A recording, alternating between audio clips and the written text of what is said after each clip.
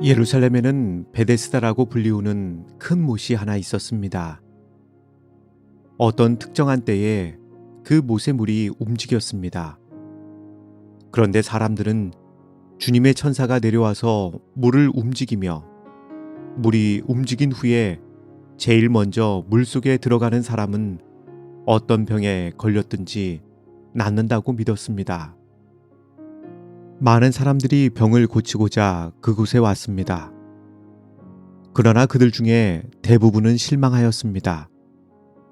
물이 움직일 때는 너무나 많은 무리들이 몰려들기 때문에 많은 사람들은 못가에 가까이도 갈 수 없었습니다. 어느 안식일에 예수님께서는 베데스다에 오셨습니다. 그분께서 불쌍한 환자들을 보셨을 때 그분의 마음은 동정심으로 충만해졌습니다. 그 중에 한 사람은 다른 어떤 사람들보다 더욱 비참해 보였습니다. 38년 동안 그는 속절없이 누워만 있는 사람이었습니다. 어떤 의사도 그를 치료할 수 없었습니다. 여러 차례 그는 베데스다로 운반되어 왔으나 물이 움직일 때면 다른 사람이 자기보다 먼저 물속으로 들어가곤 하였습니다. 이 안식일에 그는 모세까지 가고자 다시 한번 시도해 보았으나 허사였습니다. 예수님께서는 그가 침대로 삼고 있는 자리로 기어서 되돌아가고 있는 것을 보았습니다. 그의 힘은 거의 다 빠져버렸습니다. 즉시로 도와주지 않으면 그는 죽을 수밖에 없었습니다. 그가 누워서 이따금 눈을 들어 연못을 쳐다보고 있을 때 그는 어떤 인자한 얼굴이 자기를 내려다보고 있는 것을 발견하였습니다.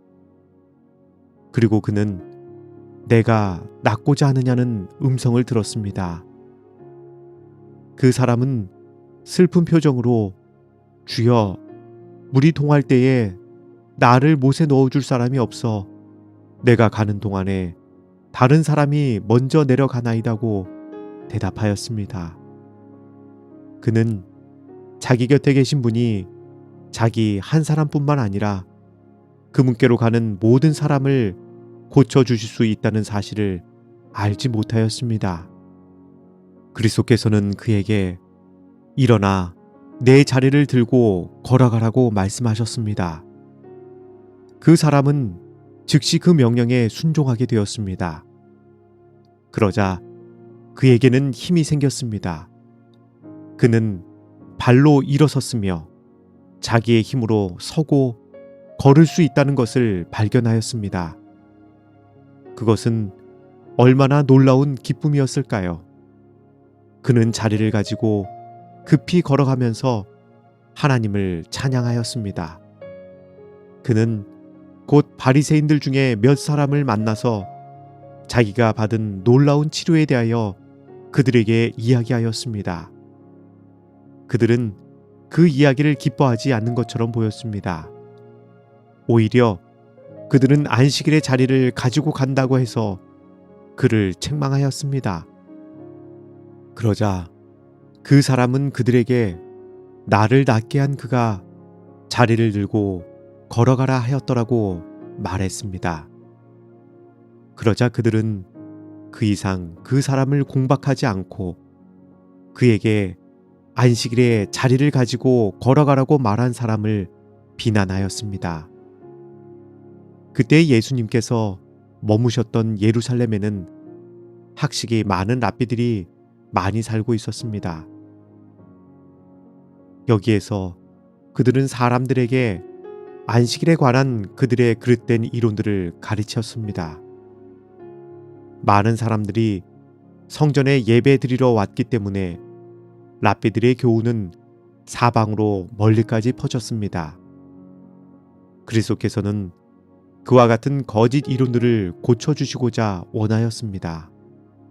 바로 그와 같은 이유 때문에 그리스도께서는 안식일에 사람을 고치시고 자리를 들고 걸어가라고 명령하였습니다. 그분께서는 이와 같은 행동이 랍비들의 주의를 끌게 되고 당신에게 그들을 교훈할 기회가 주어질 것이라는 사실을 아셨습니다. 그 생각은 적중하였습니다.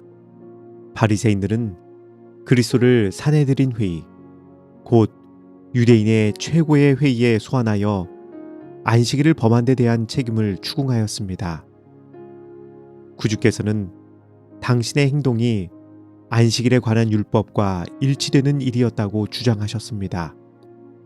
그것은 하나님의 뜻과 사업에 조화되었습니다. 그분께서는 내 아버지께서 이제까지 일하시니 나도 일한다고 말씀하셨습니다. 하늘에 계신 아버지 하나님, 사람들의 기쁨과 평안을 최고의 기쁨으로 여기시는 하나님의 은혜에 감사드립니다. 우리의 안식일이 서로의 기쁨과 평안의 안식일이 될 수 있도록 축복하시고 우리가 주님이 원하시는 안식일을 지킬 수 있도록 인도하여 주시옵소서. 오늘도 주님의 가장 큰 기쁨과 평안의 하루가 되게 하여 주시옵기를 예수님 이름으로 기도합니다. 아멘.